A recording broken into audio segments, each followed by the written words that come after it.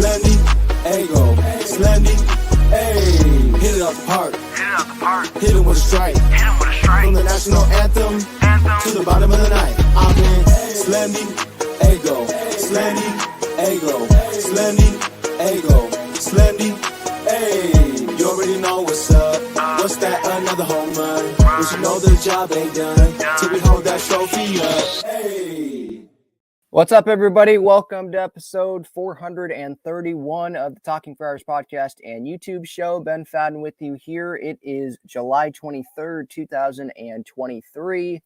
And the Padres, they won 2 out of 3 against the Detroit Tigers in Detroit, the final series of that long 10-game road trip. Finally, that road trip is over. The boys will be back at Petco Park tomorrow. Darvish bobblehead night, Padres and the Pirates. And then I believe next weekend, it's the Padres Hall of Fame thing with Bochy in town and the Texas Rangers, obviously. But yeah, this series, I mean, cool. They took 2 out of 3. That's kind of my initial thought. But then you realize, look at the road trip in totality, and they went 5-5. And it's like, how much longer can they afford to go 5-5 on a 10-game stretch, right? Like, especially when there were many winnable games in this road trip that they didn't win. It's not like they got blown out in the games that they lost, and it's like, yeah, they were never going to win that game.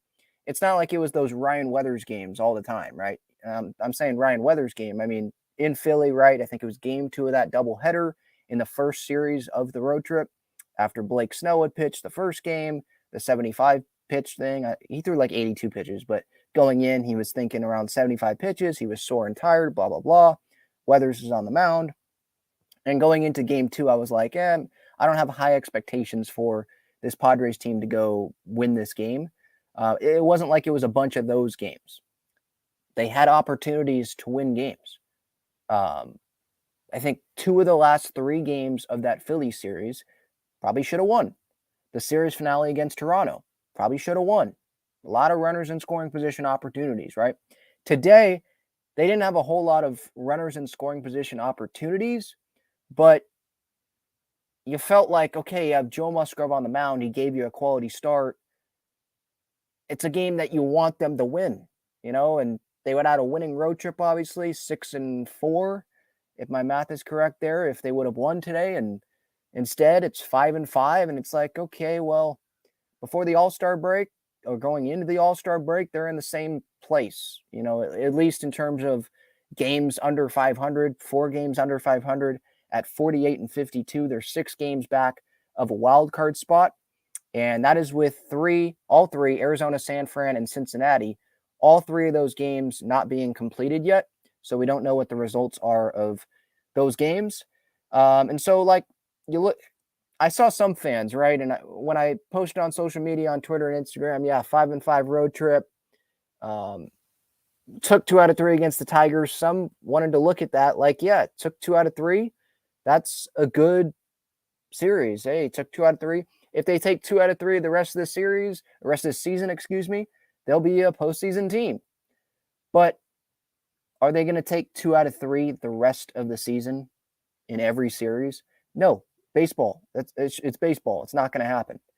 The Braves aren't going to do that the rest of the year. The Astros aren't going to do that. The best teams in baseball, the Orioles, the Rays, they're not going to take 2 out of 3 the rest of the season. And this Padres team sure isn't. So you can't rely on that and be like, okay, well, if they win every series, they keep doing this, they'll be a postseason team. That's not going to happen. So they need to go on some type of big run, not taking 2 out of 3, but like, have a winning streak here, because you can't rely on all the teams ahead of you to lose series, because that's not going to happen the rest of the year either, right? So I don't know. Today I'm a little frustrated because the first 2 games of this series were good. 5-4 win, had Robert Suarez come back. That was great. And then on Saturday, win 14-3, just an absolute blowout. Campy has a 4-hit game. He homers. There were a bunch of homers in that game. It was a laugher. You love seeing the Padres have a lead and a position player on the other team pitch. So great start to this series. And then the series finale, as I said on my post-game reaction today, kind of just felt dead. Just wasn't a whole lot there. Weren't a whole lot of runners in scoring position. So, you look at the runners in scoring position numbers. If you look at the box score today, and the runners in scoring position, 1 for 6. So it's not like they went 1 for 10. It was 1 for 6. So it wasn't great still with runners in scoring position. But for me, the problem today was like they just didn't have a ton of opportunities with runners in scoring position. And the double plays really hurt this team today. 3 double plays in the first 6 innings with Fadden on the mound for the Tigers. And some of those were with Kim getting on base, right? I think to either lead off the inning or that was the inning-ending double play. And it's like, man, could have had something there. And then in the 9th inning, kind of felt too little too late. Javi Baez makes that error, right? So Bogaerts reaches on the walk. Crony has a ground ball. Game probably should have been over there. Baez makes the error. Crony gets to second base because Bogaerts was on third. Crony gets to second on the wild pitch.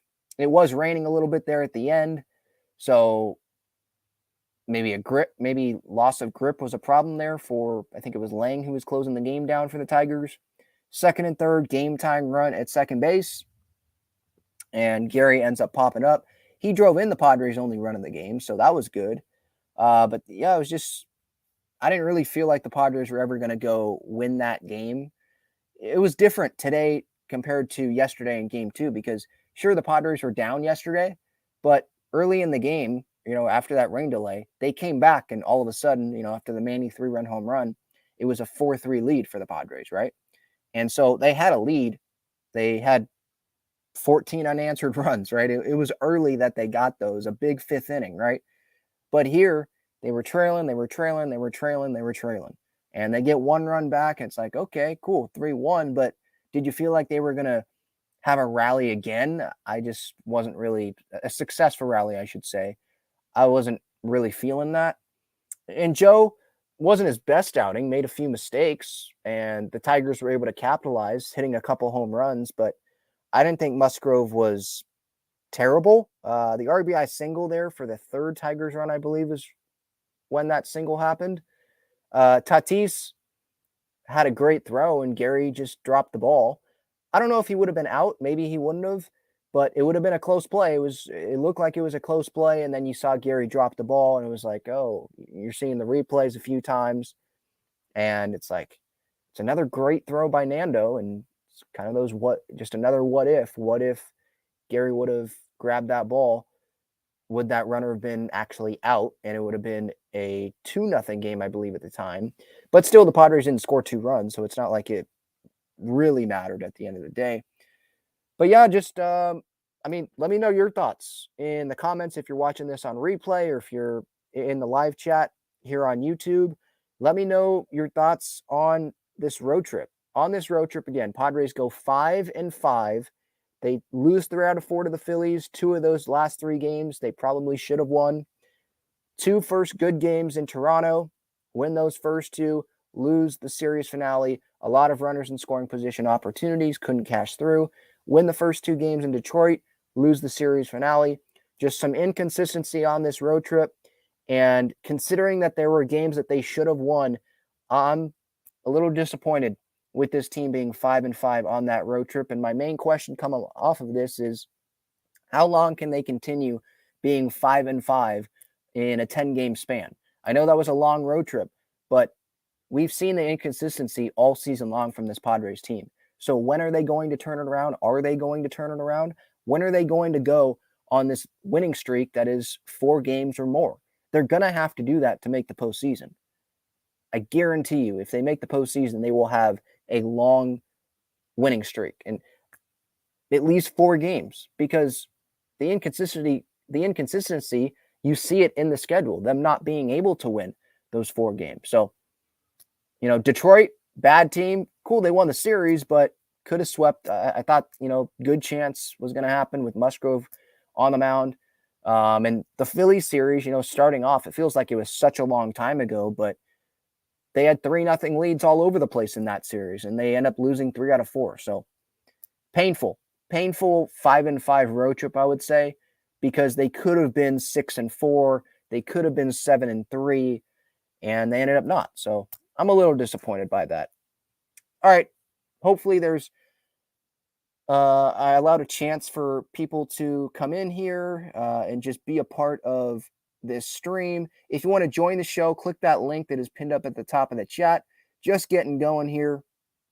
Just had some initial thoughts there on this series. I will go through the comments. If you want to make sure that I get to your comment or your question and it supports the channel, if you use that super chat button, please consider that. Thank you so much in advance for anyone that does that. SeatGeek, use my code Talking Friars, $20 off your first order. There's a homestand coming up against Pittsburgh and Texas. I forget what's after that. It might be a series in Colorado. I think it is series in Colorado during the deadline, so that'll be interesting. But yeah, $20 off your first order there, and then BreakingT.com, great San Diego sports swag, Padres, Aztecs, Wave. There's even U.S. Women's National Team stuff there. If you want to support Alex Morgan and Naomi Gurma, we'll get to that here at the end of the show. But yeah, use that link there that is in the description. It takes you, I believe, right to the San Diego sports link, the sports section there. So I definitely encourage you to do that. So yeah, I mean, those are pretty much my overall thoughts for Sunday's game, kind of that what I just went over there. I did want to touch on the Matt Carpenter thing. Matt Carpenter, Luis Campusano, who should have been DHing. If you're looking at it, as I said on my post-game reaction, if you're looking at it just from an offensive viewpoint, Luis Campusano should have been DHing over Matt Carpenter. But Bob Melvin, he probably didn't like the matchup. But at this point in time, like, Matt Carpenter sucks. He's struggling. I saw somewhere he's like 2 for his last 37. I don't know if that's true, but if that is true, it's not surprising. He's not good. He's not helping this team out. So offensively, yeah, you have Campy DH. But if you use Campy as the DH, if Gary gets hurt, Campy goes and catches, now you're going to have to use a pinch hitter every time up, or you're going to have the pitcher hit every time up when the order comes around. I think that's the rule there because they have 2 catchers. So the backup who's DHing has to leave that spot and go catch. So I think you lose the DH. So maybe that played into it. But right now, where the Padres are in the wild card, they're still under 500. It would have been really nice to sweep this series, get this win today. I think it probably would have been better to have Luis Campusano be not the pinch hitter, be the designated hitter over Matt Carpenter. Especially after Campy had a 4-hit day yesterday and homered. Like, swung the bat well yesterday. Started the day before that. Resting him, that's not, there's a rest day, I think, on Thursday, right? Before the Rangers series. He can rest then. I'm sure Gary will catch one of these Rangers, or was the Rangers the first? No, Pittsburgh is the first one. Before the Rangers series, there's the off day. And then the Pittsburgh series, I'm sure Gary will catch one of those days. So he can rest then.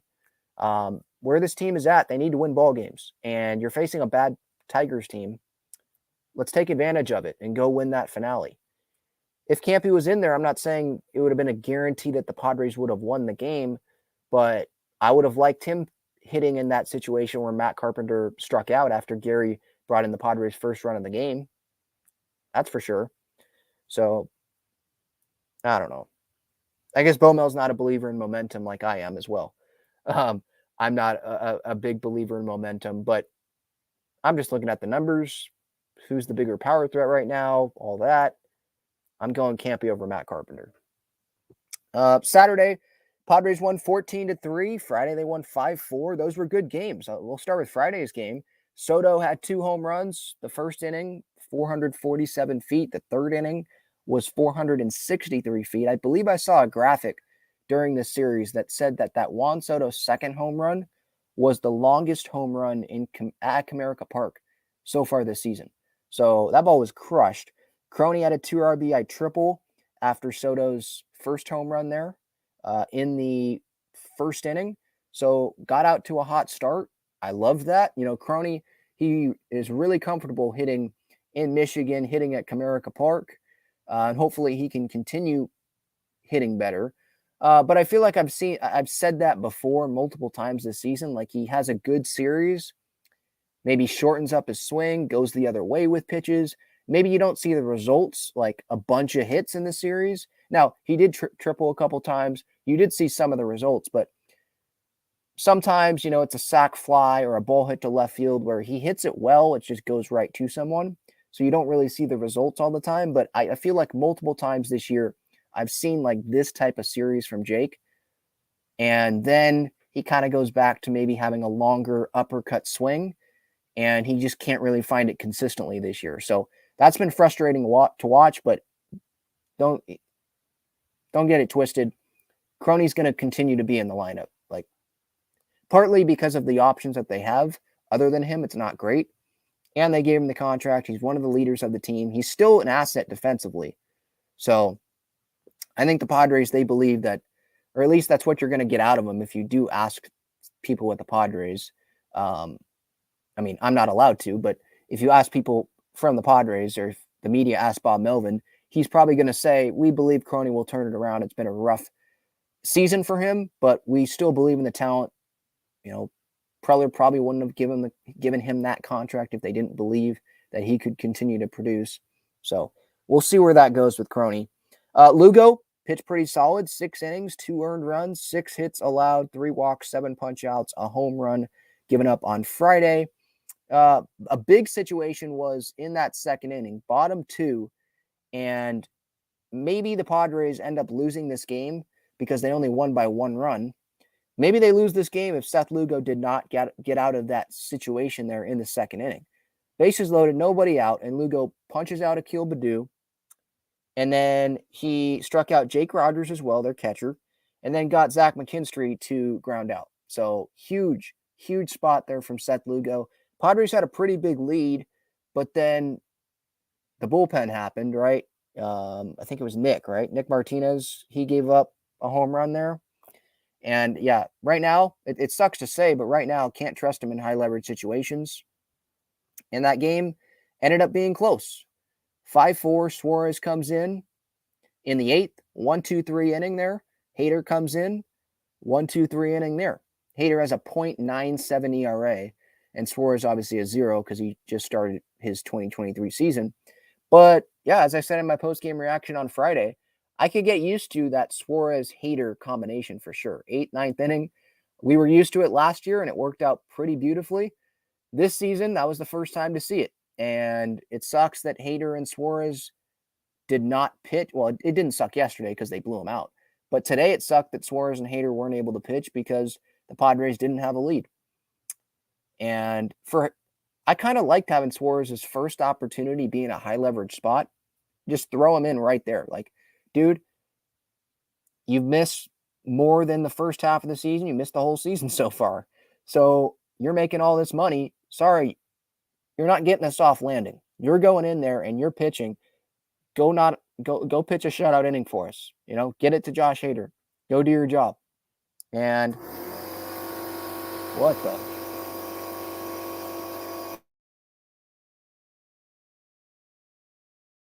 Check out Gaglione Bros' famous cheesesteaks and garlic fries on Friars Road. You can visit their website, gaglionebros.com, for their entire menu and enjoy their cheesesteaks and fries at Petco Park and Snapdragon Stadium as well.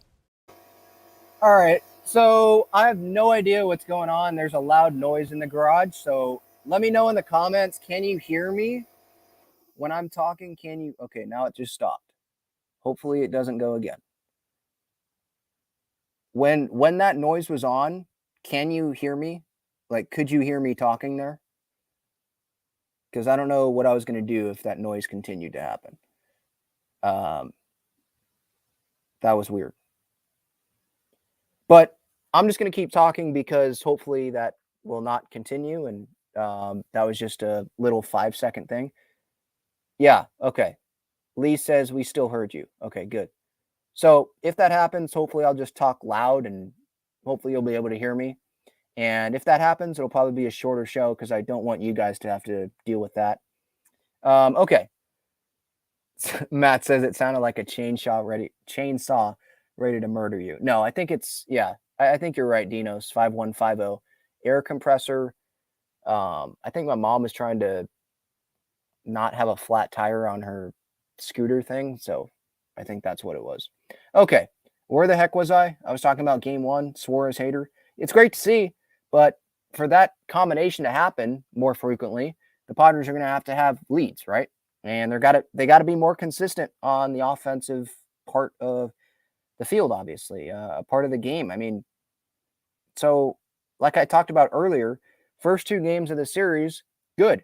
5 runs, 14 runs. You obviously take 14 runs, but then today, 1 run, and they were getting shut out. They did get shut out technically by Fadden because Gary scored or Gary drove in bogey after the Detroit starter had left.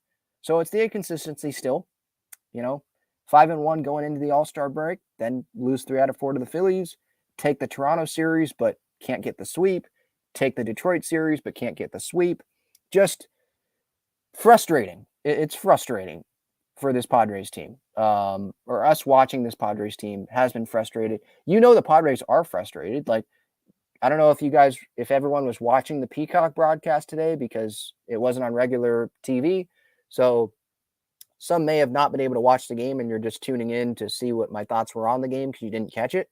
But Tatis, there was a camera shot in the dugout of Tatis slamming like the seeds. I don't know what the seeds did to him, but slamming his helmet against the seeds after he grounded into what was the third double play for the Padres of the game against Alex Faedo. So they care. They're pissed off. They want the sweep, obviously. Snell wanted the sweep against Toronto. And he kept, if you remember, he kept the Padres in that game despite walking 7 guys. So it's just frustrating all around. And I still currently right now, I don't think the team's going to make the postseason. I've thought that now for how long? Couple weeks at least. I think at least a couple weeks. And I'm one of the more optimistic Padres fans, but I am looking at this and it's like, okay, well, it's not early anymore. And the inconsistency of the offense continues. And look at the deep hole that they have dug themselves in. And when they try to get out of the hole, they they're almost up, but then they stay right there. Or, the hole digs deeper to back where they were, because a 5-5 road trip, before the All-Star break, like I said, they were in this same spot in terms of their games under 500, same spot. And all that has happened now, good moments on the road trip, but all that has happened is more time is ticked off the clock. That's all. That's all that's happened. And you look at the wild card, they have the best run differential among them and any team that's ahead of them in the wild card standings. But run differential is not what gets you into the postseason. The wins and the losses do. And the inconsistency is what attributes to the great run differential for the Padres. But we would all take a bad run differential and a wild card spot. But that's not what it is right now. Saturday, so they win 14-3. And Jackson Wolf made his big league debut. I want to hit on him before I hit on the offense here.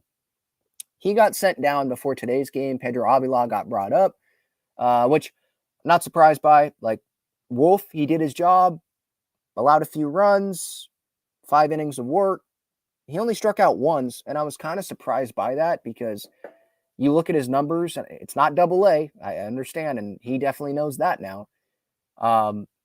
But in his Double-A numbers, over 100 strikeouts, I think 20 walks. So it's a good ratio there for Jackson Wolf. But yesterday, he didn't strike out really anyone. 1 strikeout, 75 pitches. But I got to give props to him, obviously. He did his job, and he got plenty of run support. Like, that has to feel amazing. In your big league debut, for your team to score 14 runs for you, that's got to feel amazing. Like, no pressure on you. Now, he was down 3-0 at one point, so I'm sure he felt the pressure. But at the end, it was like, oh, okay, that was a pretty easy game there. And I loved seeing his family all excited there in the stands. And, because obviously most families, if not all families, they put so much into, at least the parents, their kid, trying to get them to professional baseball, get drafted, get seen by scouts just before getting drafted and all that, and getting seen by colleges to get them into a college if they're not going to go the high school draft route. Like, they put so much effort into getting the kids to practice. And I'm speaking from my parents, just from my point of view, my experiences with my parents, taking me to ball games when I was younger. And I was never drafted or college scholarship or anything like that. But just even for me, I know how much time my parents put into that, and the money that is spent for travel ball and all that. And so for them to get that moment where they get to see their son, the girlfriend gets to see her boyfriend pitch, achieve his dream, get to the big leagues. That's got to be a pretty cool moment there for the Wolf family. And his brother, I think it was his brother, and his mom and his dad were sitting there like they were more tense. They were, I don't know what the word to describe it is, but they were worrying more about Jackson Wolf's outing than Jackson Wolf was, is what it felt like. I'm not saying Jackson Wolf didn't care. That's not what I'm saying at all. But it just looked like they were more nervous. That's the word. They were more nervous than Jackson Wolf was on the mound. And Jackson can control things to a degree. They can't control. They're just watching. And Jackson, long rain delay, obviously, in that game. And I knew that he was going to go out and pitch after the rain delay. Like, they're not going to go to Honeywell that early. Props to him, by the way. 44 pitches yesterday. Saved the bullpen. Now, the big guys, Cosgrove and Wilson pitched, but Hader and Suarez didn't pitch. So, did he save the bullpen a lot? Not really. But it was still big in the moment. 44 pitches there from Honeywell, but they weren't going to bring him in that early right out of the rain delay. Wolf, it's his big league debut. He's not going to have it cut short just because of a weather delay. What would he have finished with? Less than 2 innings of work, I think, because it was the second inning when the rain delay happened, right? So, yeah, he was definitely going to come back as long as Niebla and Bomel was going to let him come back. And so, good for him, finishing 5 innings. And in terms of his future with the Padres, I kind of said this on my post-game reaction yesterday. I don't know if he's going to be a starting pitcher for the Padres, like long-term and stick in the rotation, start in, start out. Maybe part of it is because of the velocity, because sure, he has some deceptiveness to him. The delivery is not some ordinary delivery coming at you from the left side. But when lineups see you repeatedly, I think the deceptiveness, say that 5 times fast, I think the deceptiveness could go away, or not go away totally, but you're not going to seem, the hitters are not going to look at you and probably be as worried going into an at-bat if they've seen you for a couple times in a game, if they've seen you 10, 20 times in their career, right? Like, they're going to expect certain stuff from you. So we'll see how long he sticks. In terms of like him pitching at the big league level, he's obviously off the roster already. It was just a one-day thing for now, but he's back in Double-A. We'll see if they promote him to Triple-A at some point. Maybe get him some consistent Triple-A time before they bring him up to the big league level. But yeah, the velocity doesn't blow batters away. And I don't know how many strikeouts he's going to have at the big league level. Like Double-A, obviously, it's different than the big league level, right? So it was a good night for Jackson Wolf. It's obviously a night that he's always going to remember. Obviously, the rain delay played a part in there. The weather delay, I don't even know what they called it. It was heavy rain. They probably should have just delayed the start of the game if they were going to delay the game in the second inning. Memorable, but I think for now, he's definitely not like a long-term starter for this team. Michael Wacha, by the way, why Michael Wacha is not pitching, for anyone that's wondering still, shoulder fatigue, and he's just starting to throw again. I think he just started throwing. It was either in Toronto or at the beginning of the Detroit series, just started throwing again. So he's not going to pitch again until August, and who knows how effective he's going to be. So he's not going to get traded. I don't think he would have been traded unless he was healthy going into the deadline, because he was pitching really well, obviously. One pitcher of the month before Snell did, right? But yeah, the injuries, unfortunately, with the shoulder, the injury got to him. And so he's going to be a Padre at least for the rest of the season. And isn't he's technically under like a 4-year contract if he takes the player options, I think. Or maybe it's combined with the player option and mutual options. So he could end up being here for a while. And this injury, if he didn't get hurt, I think he would have probably went into free agency because he was pitching really well. It's a mutual option for next year. So I'm looking at Spot Track here. If the club option is declined for 2024 and 2025, which I believe that's right. I think I remember that. When this contract was agreed to, so people were talking about 24 and 25, they have to agree on those options before 2024, I think. And so it's either yes for 24 and 25 or no. If they say no, then there is a player option, 3 separate player options. Player option for 2024, $6.5 million, then 2025, $6 million player option, and then another $6 million player option for 2026. So complicated contract, but it could end up being a 4-year deal for Michael Wacha through 2026.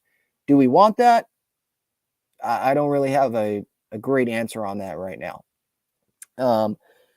Offensively, hit on Wolf there. Offensively, it was great. But then what happened today? It's just the inconsistency continues to be frustrating. And that's what continues to be at the forefront of my mind. It's not, oh, they scored 14 runs off of the Detroit Tigers. Great. I'm not looking at it like that, like the positive view, like I was at the beginning of the year. I'm looking at it more from the pessimistic view, just because this team hasn't showed you that they can go on a long run and they can be really consistent offensively. Look at the lineup yesterday. 8 out of the 9 guys got a hit. And Trent Grisham, he even though he went over, he scored a run, drove in a run, walked once. So he was still contributing to the win. Like, you'd love to see that more consistently, right? And until we do, I'm not saying you have to score 14 runs consistently. That's not realistic.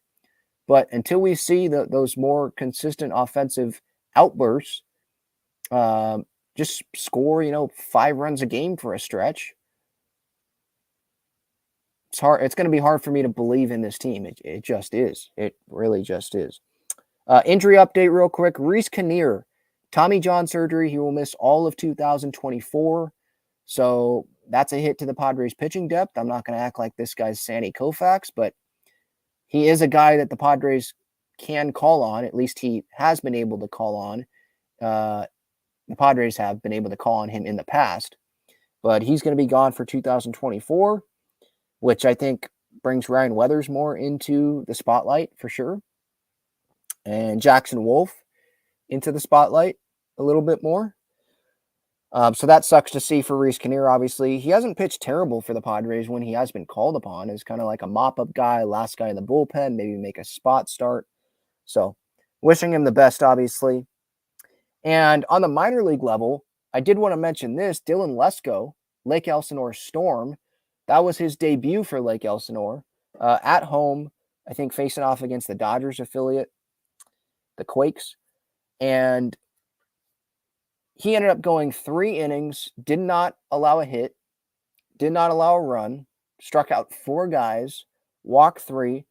And the video's online. You can go find it. I posted some on my social media at Talking Friars on Twitter and Instagram. The breaking ball looked good. The fastball has some movement. And he's young, obviously. He was coming off the Tommy John surgery, I believe. And so, again, first start in Lake Elsinore, and he was pitching to Ethan Salas. So hopefully that's a combo that we see for a while at the big league level. Like, that would be – I'm excited to see that combo, hopefully, in the future at the big league level. So we'll see about that. But that's just a quick update there. Going to the chat, Lego Loss says, my brother would like that nickname. What show is that from? Is that Hobbit, I think? I don't watch that, so I have no idea what the heck that is really. But my brother has said Lego Lost sometimes around the house. So anyway, Lego Lost, thank you for the super chat. I really went on Peacock just to watch them lose. Yeah, maybe some Padres fans like bought the Peacock monthly. I don't even know if you could. Can you do it monthly? I have no idea. But maybe some Padres fans bought that just for today, and they end up seeing the Padres lose and kind of have a lifeless performance, in my opinion. So, yeah, that sucks. All right. A lot of people commenting here today. Let's get to some of these here. Legolas again says he was the first comment. So, super chat and the first comment. Thank you so much, man. Games like this are killing our playoff chances. That's what it feels like, huh? Just, one game over 500 for a series, maybe making a little bit of ground. But then when you look at it from the 10-game sample size, 5-5, you didn't make up any ground. Losing 3 out of 4 was a real killer to this Padres team. Mike says Padres had to have today's game. No reason for this loss against a pitcher like that. And with our ace on the mound, pitiful, just no fight in these guys at critical times. Well, in the 9th inning, they showed some fight. I mean, Bogarts worked that walk. They got, let's be honest. I mean, they were benefited from the Baez error, obviously. I didn't see them totally lay down, but I think it was more just frustrating of them just not coming through. Kind of felt like the Toronto game where they just didn't come through, And when they don't come through, it looks like they don't fight. But you saw Tatis in the dugout, Mike, if you were watching the game. He was pissed off grounding into the double play. So I think they're fighting. It's just sometimes when you don't come through, it looks bad. And I will say, I'm not going to defend the Padres at all costs and be like, or at all times, I should say. I'm not going to do that and be like, they're like I did earlier in the year. I admit I was wrong on that, where I said it's stupid that, the narrative going around, this team has no fight, they don't care. Because like a couple games later, Bob Melvin even said, like, they probably got to show a little more fight, right? So when the players are saying it, I think some players said it, or Manny talked about urgency, and the manager said it. It's like, yeah, there's times where they needed to show more fight this year. And they need to continue doing that. Like, you can't lay down here. The fan base deserves better, right? But this road trip, I didn't really sense that they stopped fighting. I think sometimes it was just bad baseball. James says 5-5, not good. I mean, yeah, 5-5 on this road trip. Like, this was a really big road trip. I mean, I said it before the road trip happened, or I think the first day, right before the road trip started, I was like, these 10 games might dictate where this Padres team goes on the trade deadline. And with Suarez coming back, Campy coming back, I don't think that this team's going to full out sell. Seidler and Preller publicly, their mentality is we're going to buy. So if they stay where they are like this and they're 4 games under, I don't think that they're going to trade, even though they probably should trade Snow and Hader. I just don't feel like they will based on who is running this team. But yeah, 5-5, what that tells us is the same stuff. Like, this team's not a serious baseball team till they get over 500. They're an inconsistent baseball team. They're mediocre, maybe even less than mediocre. They're still in the same spot they were entering the unofficial second half after the All-Star break, So yeah, I think they should trade Hader and Snell right now. Not trade them like right now, but right now my mindset is like still trade Hader and Snell. But I don't have a lot of confidence that this front office is going to actually do that. Let's see here. Antonio says we should just write it out. I still think we will make wild card. But is that what our expectation should be for this team? Should we be okay with this team? Just made their wild card and then got bounced in the wild card. If they're just going to do that, don't we want them to sell? Because World Series was the expectation going into the season, right? So why should we lower our expectations for this team? All that does is let this team off the hook, really. So if they're not going to make a deep run, might as well try to position yourselves to go make a deep run next year. Like, I know it sucks for me to sit here and say, no, I'll pass on the playoffs, but if you know that this team doesn't have it to go win the World Series, then why lose Hader and Snell for a draft pick, right?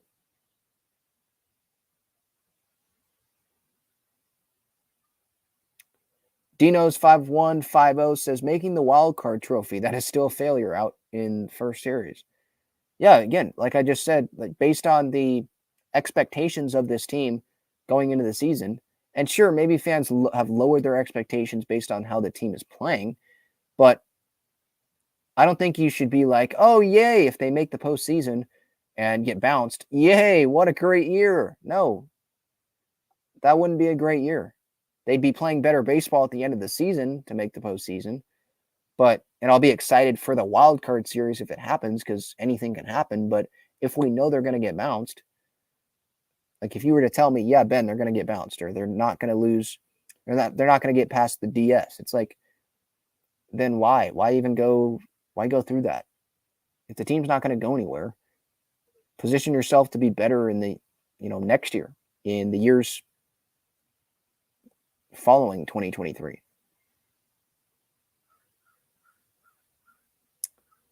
Brent says, how can anyone believe this team will make a run? Nothing we've seen from them all season would make us think that. Exactly. Like the 5-1 run that they went on before the All-Star break, Trout got hurt during the Angels series, Rendon got hurt, Ohtani sucked, didn't get a hit, and the Mets are a bad team this year. So, like, how impressed should have we even been there? Like, that was kind of teasing Padres fans, too. They win that Rays series, even though they didn't even do that good with runners in scoring position. I remember that. And then they lose, I think, 3 out of 4 to the Giants in games that they could have won. Multiple games there that they could have won. So, yeah, it's been teasing us all year long is what it feels like.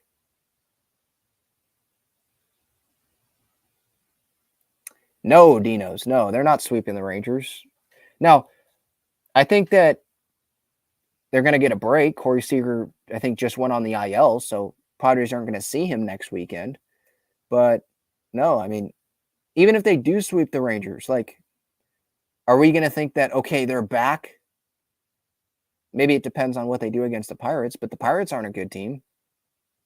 And correct me if I'm wrong, they beat the Pirates, or excuse me, they lost a series to the Pirates the last time they played them in Pittsburgh. Remember Tim Hill throwing it down the line when he had no business doing that?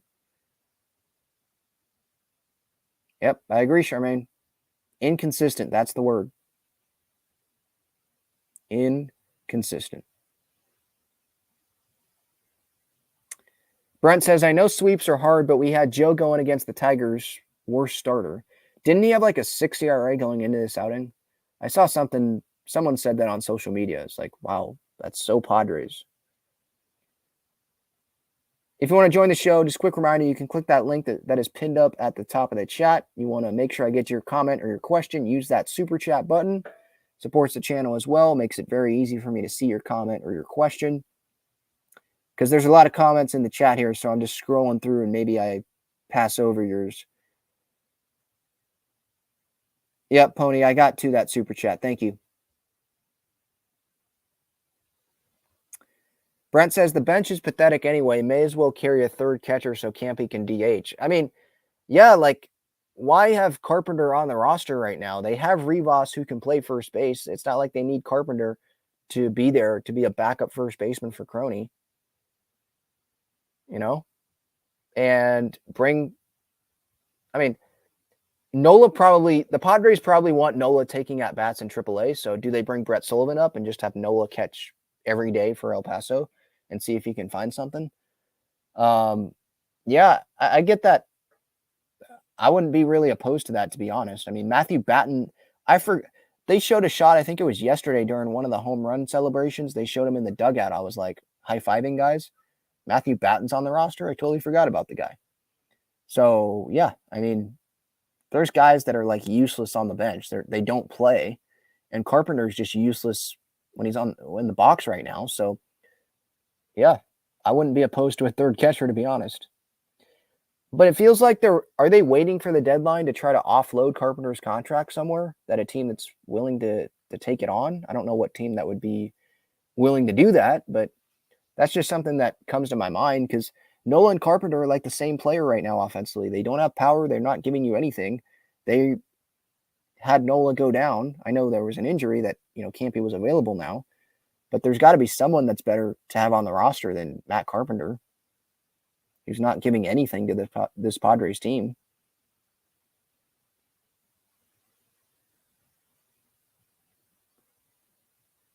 Brent says, unfortunately, Jake's washed. I disagree. I don't think he's washed. It's a bad year, but he's still in his prime. You're going to say he's washed when, how old is he? 30?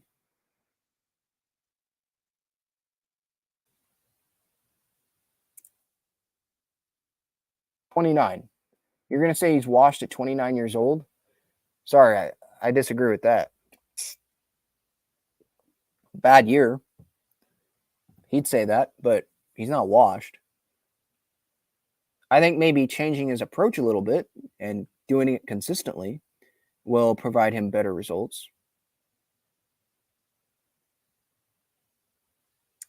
JD's third says, top of the lineup, 1 for 16, yet we want to bitch about Carpenter, who at least got on base. Padres media is a joke and full of puppets for AJ Preller.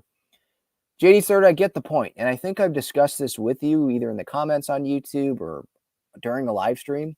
I get that the top of the lineup has struggled a lot this year. Let's be clear. I'm not, letting the top of the lineup off of the hook. Okay? Juan Soto, Fernando Tatis Jr., Ha-Seong Kim, they've been good this year. But Manny, he's underperformed. He's been really good as of late, though. But yes, underperformed. He's been bad. He needs to be better, in totality this year. Same thing with Xander Bogaerts. Same thing for Jake Cronenworth. Same thing for Gary Sanchez. You could say Trent Grisham needs to be better too, but maybe we have too high of expectations for him. I don't know. So yes, there's a lot of guys in the lineup that need to be better. But Matt Carpenter, it's kind of like Austin Nola. It feels like whenever there's a big situation, he's the one that's up at the plate and he doesn't get the job done. And he got a 2-year contract before the season started. And we had higher expectations of him than Nelson Cruz. He got a $1 million contract, right? So, yeah, especially when you hit over 300, I think it was, with the Yankees last year. I think fans, it's okay for us to be like, yeah, Carpenter has sucked this year for the Padres. He needs to go. Why is he in the lineup when Luis Campusano could be in the lineup? Because there's a difference between Carpenter and some of the other stars, right? We know those guys are going to be in the lineup. We're trying to think of, I think, Padres fans, if it's okay for me to speak for Padres fans, they think that, Carpenter, there's someone better to replace him.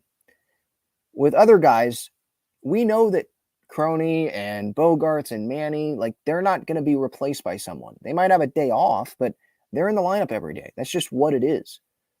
So, yeah, we're going to complain about some of those guys' performances, and we have this year. I just said, those guys need to be better. But we're just trying to think of solutions here, I think. All right, super chat from Jason. Thank you so much here. Looks like they tired out on the last game of a long road trip. Glad that Suarez and Campusano are back. Eat the contract, DFA Carpenter. I think the DFA is coming after the deadline if they can't somehow have a team take the contract. Because, again, he's just not helping the team. He's taking up a roster spot. And I agree, yeah, Jason, I'm glad that Suarez and Campusano are back. I think Campusano is going to be starting most of the games. Gary, hot start, but he just has not been able to continue that.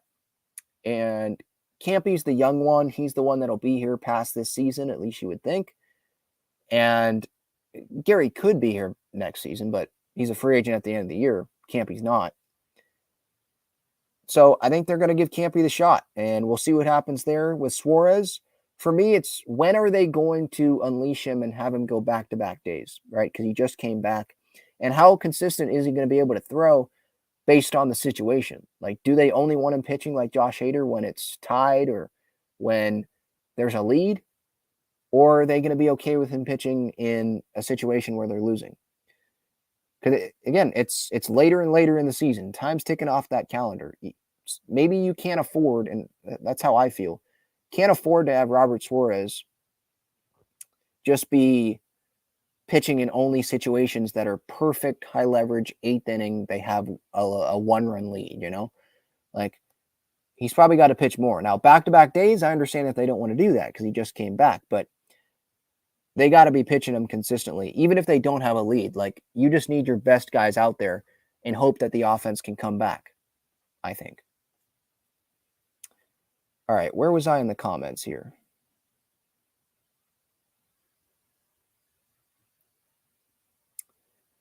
Captain Zano says, how do they get only 3 hits on a dude with a 6+ ERA? Yeah. That's Padres, right? I mean, what happened? Who was that during the Red Series? Graham Ashcraft or something where he dominated the Padres? That's just what it is. That's what the Padres do. They allow these guys to come in, have a bad ERA, and just like dominate them. Matt says, I don't know if they will be buyers, but I don't think they deal Snell or Hader.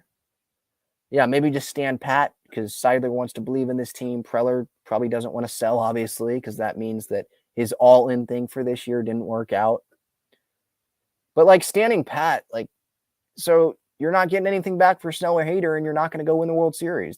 That's my viewpoint on it. So, like Musgrove said, I think they still have a good, talented team. Now, good team based on wins, losses, it's not. But they'll still have a talented team if they have Snell and Hader not on the roster. So, either way, you're going to have to play really good baseball. And I don't know if this team is capable of that. You're going to have to play really good baseball to make the postseason. And can they do that even with Snell and Hader? I'm not so sure about that.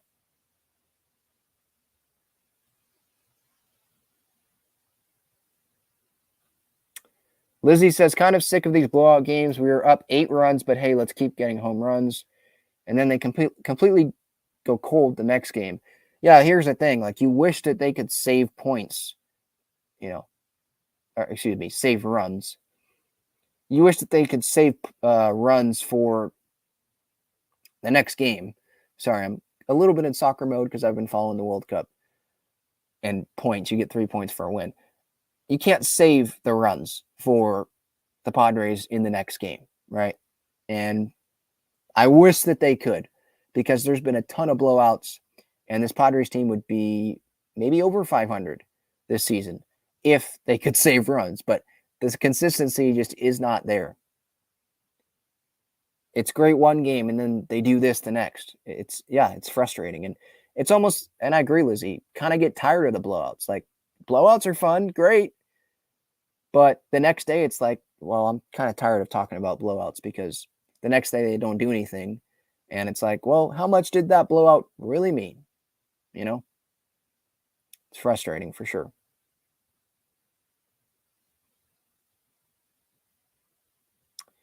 Lee says they lack urgency. They're simply comfortable.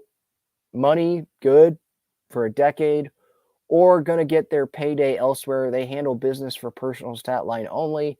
That's why you see such volatile efforts. I mean, I'm not going to say that about the whole team. And maybe Matt Carpenter has a little bit of that in him. There's some times where I think Juan Soto doesn't hustle enough to balls, but he's been better as of late.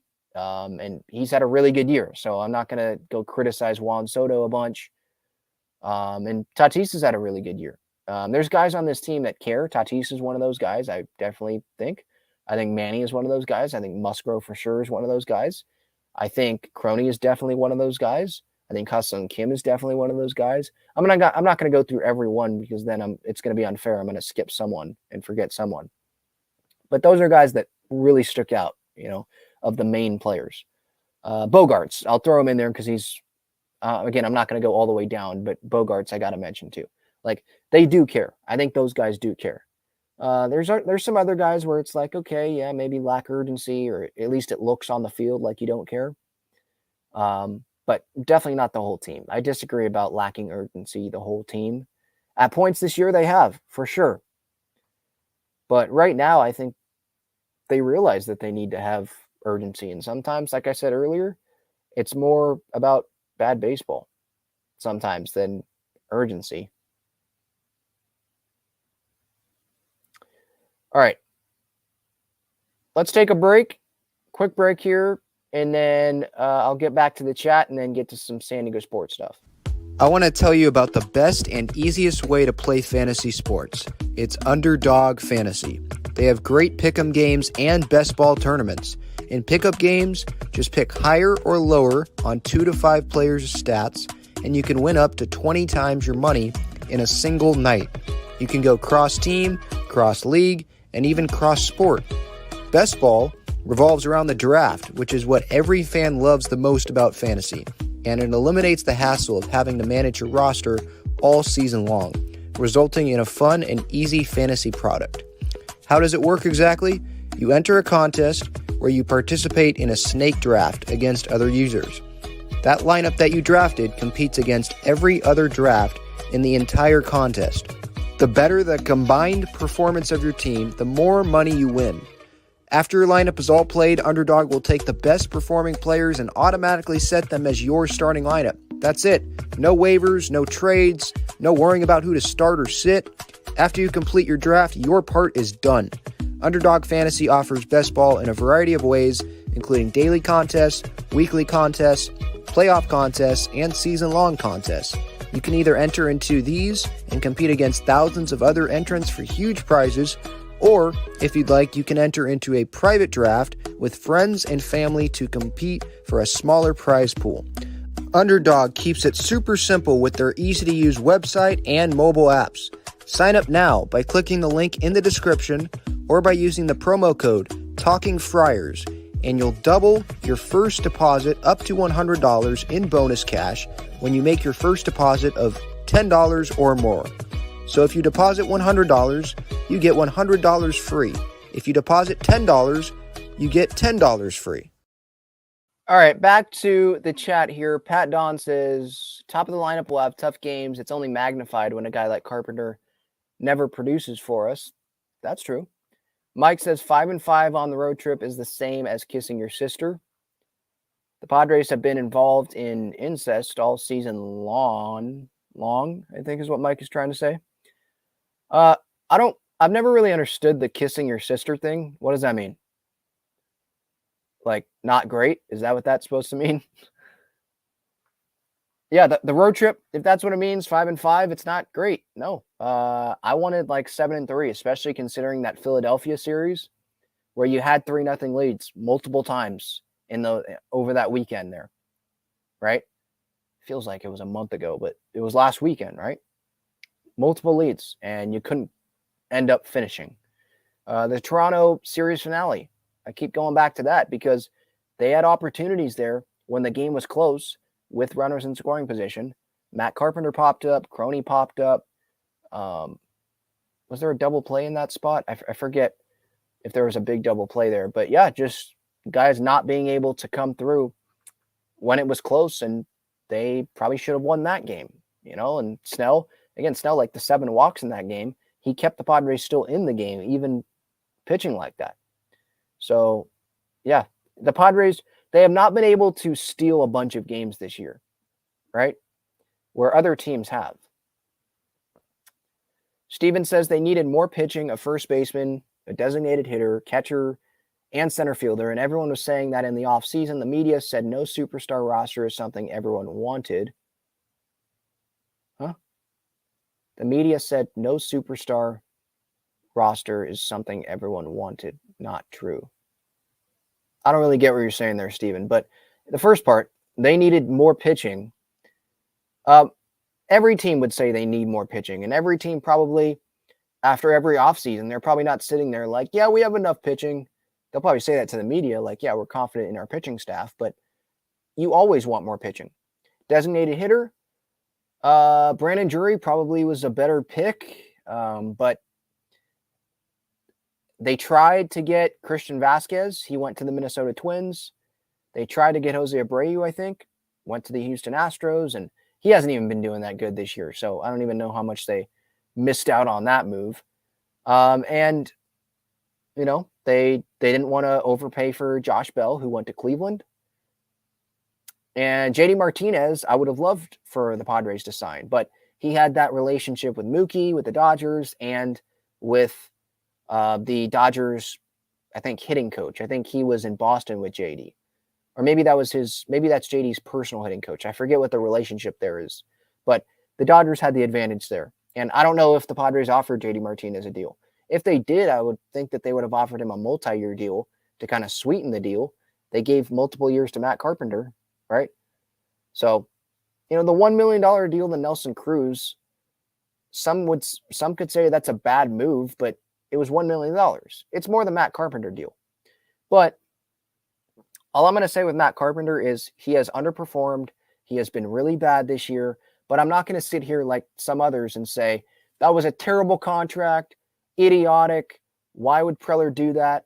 Because I believe when that contract happened, I was someone who thought it was a creative contract, someone that was like, he found something last year with the Yankees. Look how good he did last year. He trained in the offseason and he got hurt. So hopefully he just doesn't get hurt this year, and that's going to be a good addition to this Padres team. And by the way, I was not the only person that had that opinion. And there are other people that, with that opinion at the beginning of the year, they still now will sit there and say, terrible contract by AJ. That was idiotic. What the heck is he doing? Just like they did with the Crony extension when they liked that, just like they like the Bogarts contract and they're already crapping on that. It's like, there's a lot of people that like to be, they're just jumping on whatever side is the best side to hop on. Like whatever side feels like most of the public is on, they just want to go on that side instead of having their own opinion, to be honest. That's how I feel on that sometimes. Lizzie says, what I don't understand is Toddy, Soto, and Kim were playing good at the same time, but we're not winning many games. Freeman and Betts can win games with just them. Was it no hits with runners in scoring position? I would answer yes. I guarantee the Dodgers' runners in scoring position numbers are a lot better than the Padres. But it's not Betts and Freeman only winning games with just them.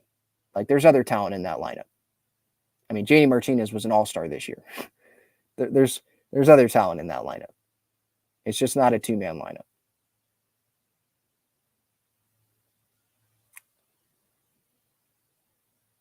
Steven says, we don't need to tell Seidler to spend more money going forward. A mediocre team is okay if it is cheaper for the fans to support it. We don't need to pay ridiculous prices for this product. Well, yeah, if every year it's going to be like this, then yeah, just have a mediocre payroll. But to have stars on the team, you're going to have a pretty high payroll. Seidler's not going to do this every year. The payroll is probably not going to be this high next year.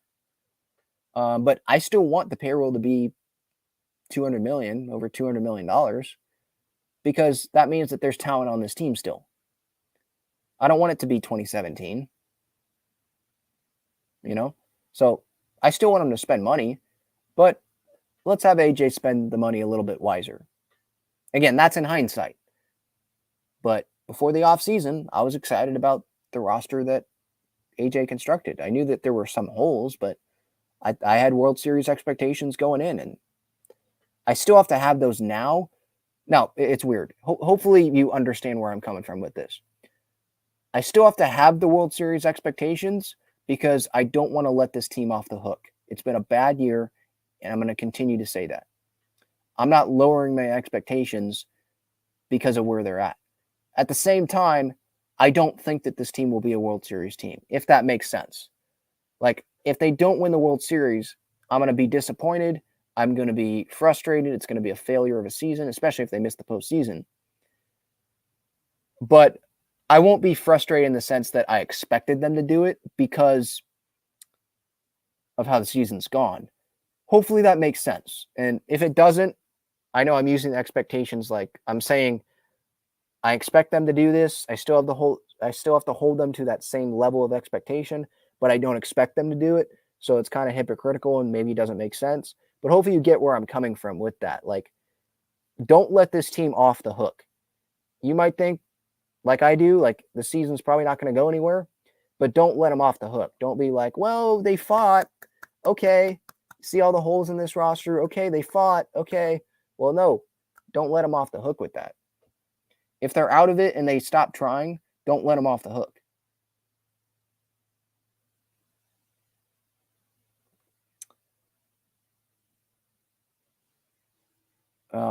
Let's see. Reading the chat here. Steven says, Ben, the fans were not saying the things you are saying they were saying. The media wants horrible high payroll and superstar roster. What? The media, of course, the media wants a high payroll superstar roster because it makes it more interesting for them to cover. And usually those teams make the postseason at least, right? They want to cover a winning team. It's more fun for them too. Do they want to go in the clubhouse every day and ask the players the same questions, ask Bob Melvin the same questions about them not being able to have a 4-game win streak, not be able to be consistent? They don't want to do that. Of course they want the team to be successful and have stars on it because there's more interest there. Of course they do. And Steven, talking about your point, the fans were not saying the things you are saying they were saying.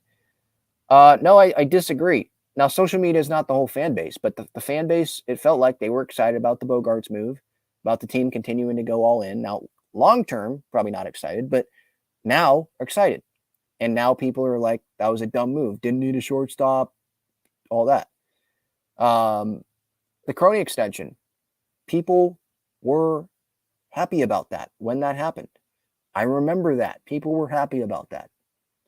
And now those same people are crapping on the contract. People were happy about the Matt Carpenter move because they saw what he did with the Yankees the year before that, and he just got hurt. They were excited about that and the creative contract, and the contract is based on him. I think there were incentives in it, right? So part of it was him playing well.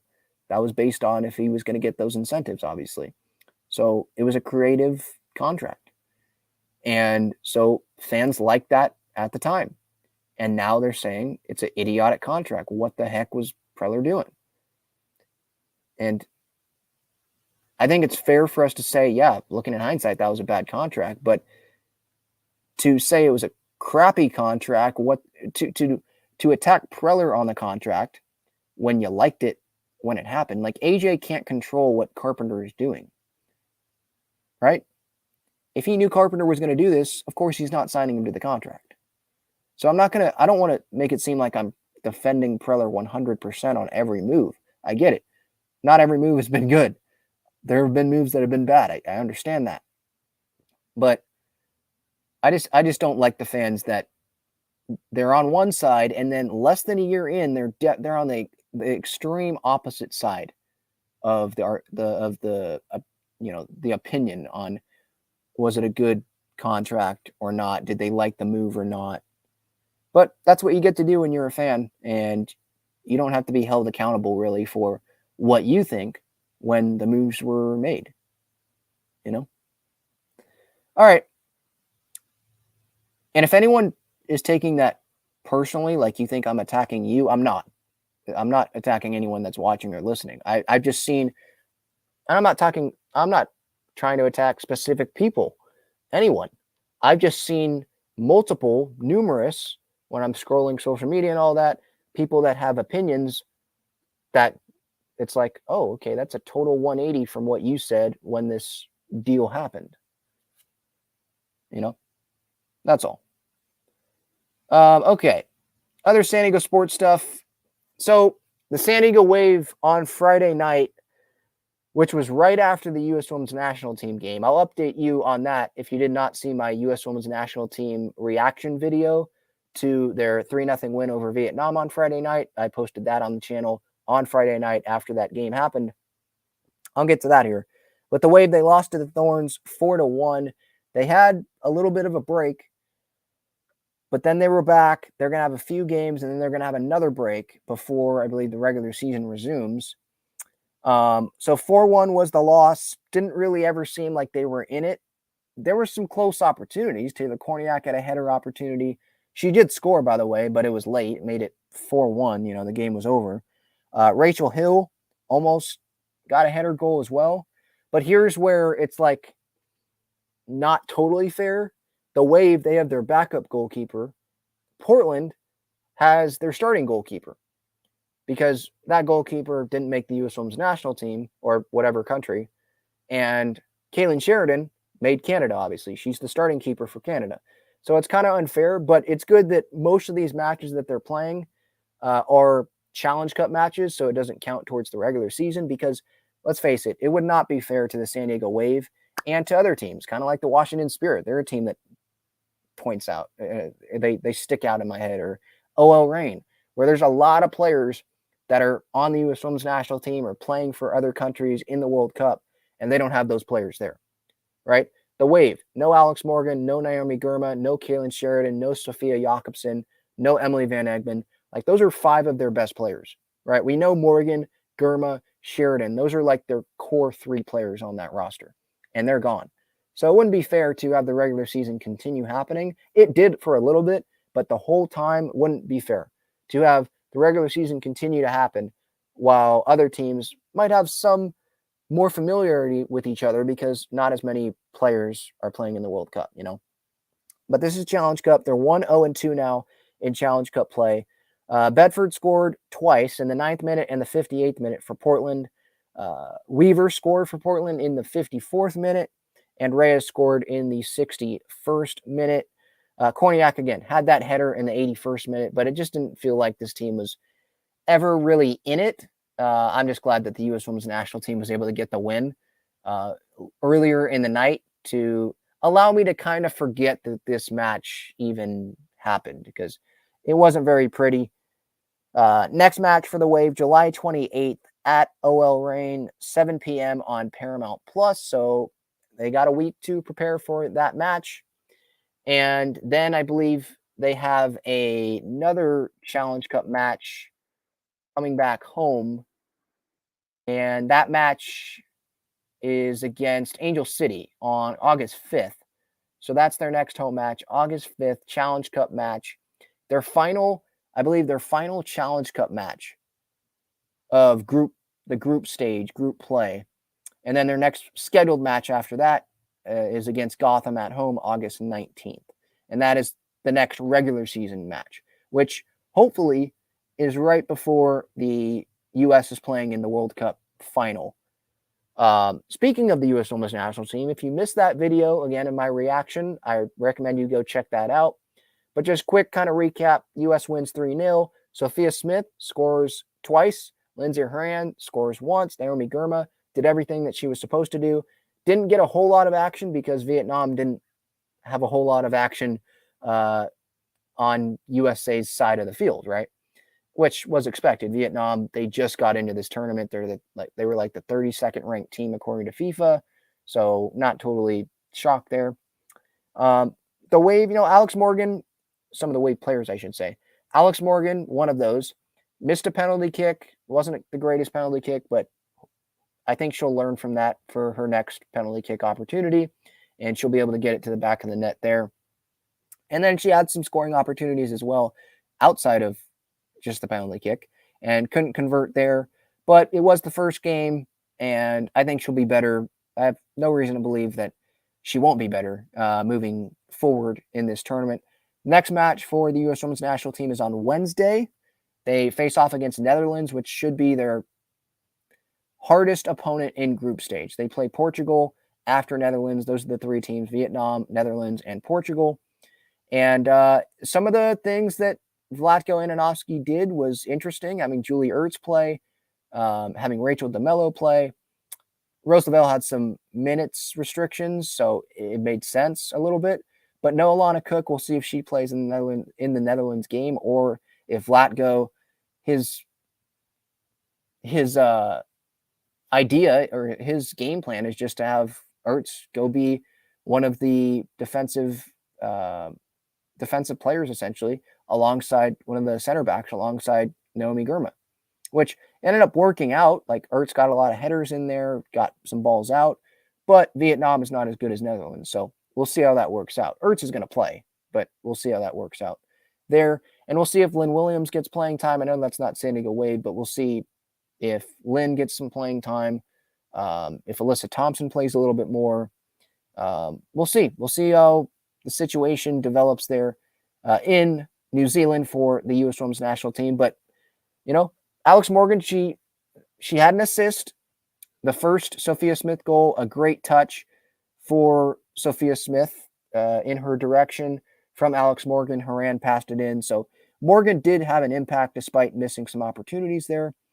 But yeah, so U.S. Women's National Team next match against Netherlands, and the Wave their next match against OL Reign. All right. Any more comments here to close out the show? Mike says, I think the Padres are playing Carpenter, hoping he can get hot so they can trade him, but who wants his contract? That's kind of what I'm thinking. Like, who's going to want to take on his contract? And if they do, the Padres are not going to get really anything back of significance, right?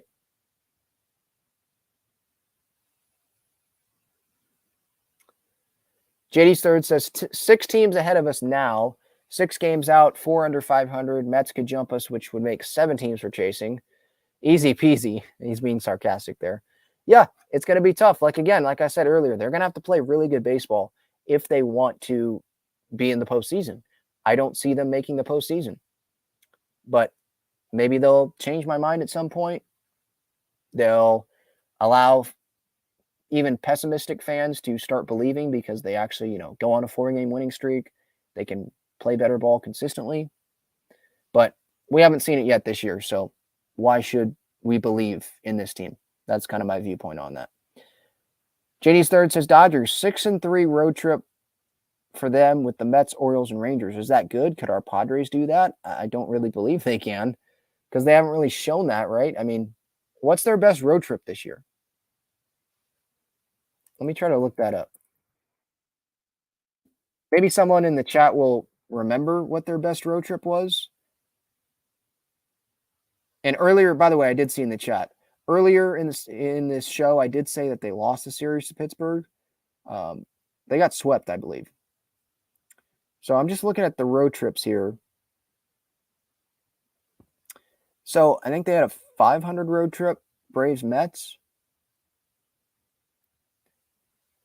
At D-backs, that was D-backs, Cubs. They won 1, 2, 3, 4 games and lost 1, 2, 3. So there was a winning road trip there. All right, I guess, yeah, their best road trip probably was D-backs, Cubs, Giants. Because the Giants, the 2 Mexico City games, well, actually, I probably shouldn't consider those on a road trip because those were Padres home games technically. Yeah, just looking at these road trips, I mean, there's not a lot of impressive road trips, and it's not surprising because look at the Padres record, right? They're 4 games under 500. They had a 3-game road trip in Colorado, won 2 out of 3. They had a 4-game road series in San Francisco, lost 3 out of 4. There were games that they could have won there. And we know what happened. I know the Nationals was not a road trip, but that stretch, they went 2-7 against the Nats, Pirates, and Reds. So, yeah, and then a 5-5 road trip here. So, yeah, haven't really had any great road trips. Like the Dodgers just went 6-3, what JD's Third's telling me. So, yeah, don't really believe in this team. There's been ups and downs, inconsistency. They're going to have to prove it to the fan base if they want the fan base's trust. I don't think they care. I think they care about winning and being in the postseason. Just go win. Win more games, and maybe we'll start to trust you more. All right, episode 431, that's a wrap. Ben Fadden signing off. Thank you so much for the time. Have a great rest of your day. I appreciate it. If you are watching this on YouTube, live, or on replay, and you have not subscribed to the YouTube channel, I recommend you to do so. I'd appreciate that. And there's a podcast version of this. So if you want to check it out over there, you don't have time to watch it, you can check it out over there. Just look up Talking Friars on Apple Podcasts, Spotify, wherever you get your podcasts. And if you're listening to this on the podcast platform, it's on YouTube. There you go. All right. See you, everybody. Have a great day.